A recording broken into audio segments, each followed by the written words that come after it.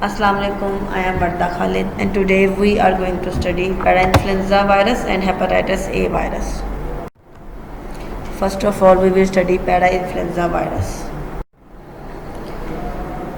First of all, we will study its structure. Its size is of about 120 to 300 nanometer in diameter. It has helical capsid symmetry, have envelope and influenza-like projections. It contains single-stranded RNA as its nucleic acid. Parainfluenza viruses possess hemolysin, which hemagglutinate human RBCs of the O blood group.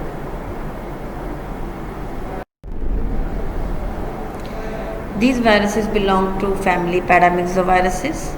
The human infections are caused by parainfluenza virus type 1, parainfluenza virus type 2, parainfluenza virus type 3 and parainfluenza virus type 4.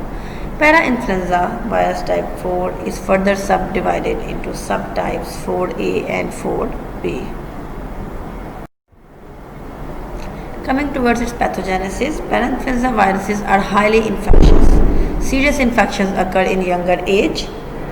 Exudate produced by inflammatory cells of the RT cause obstruction of the larynx and bronchi. Type 1 and type 2 viruses infections can be epidemic. The type 3 virus is major cause of severe bronchitis and bronchopneumonia in infants, and the type 4 virus is of low pathogenicity. Coming towards its lab diagnosis, detection of viral antigen in nasopharyngeal specimen is done by immunofluorescence and PCR. The vaccination against parainfluenza virus is not yet available. Next, we will study hepatitis A virus.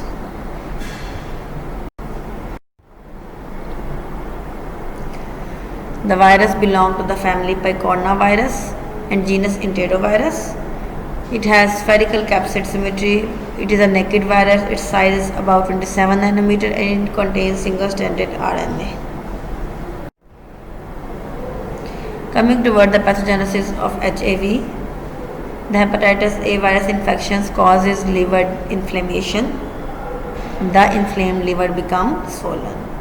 It heals completely in most people without any long-term damage. Lifelong immunity will develop after HIV infection. HIV does not cause chronic disease. The risk of infection is greatest in developing countries with poor high standard of sanitation and personal hygiene. The direct fecal oral route likely to occur such as daycare centers, prisons and mental institutions. Eating of the raw or undercooked shellfish collected from the contaminated sewage water also act as a source of transmission. People who are infected can start spreading HIV infection about 1 week after their own exposure till they do not have any symptoms. Coming toward the clinical significance, the incubation period is about 2 to 6 weeks after infection. Many people with HIV infections have no symptoms at all but can still spread the virus. अगर उनमें खुद इनसे symptoms appear नहीं भी हुए तो भी वो infection को फैलाने का source बन सकते हैं. Older people are more likely to have symptoms than children. The most common symptoms are nausea, vomiting, diarrhea, especially in children, and low-grade fever, loss of appetite, tiredness, fatigue, headache, irritability and confusion. The jaundice with pain in right hypochondrium occur. Urine is darkish brown in color. The symptoms usually last in greater than 2 months. Coming toward the laboratory diagnosis, detection of viral RNA is done by PCR. The viral antibodies are also detected by ELISA method. The detection of virus particle in feces for about 4 weeks after the illness. Coming toward its prevention, the strict personal hygiene is the main prevention. The vaccination is very safe for prevention. The vaccines must be given before exposure to the virus.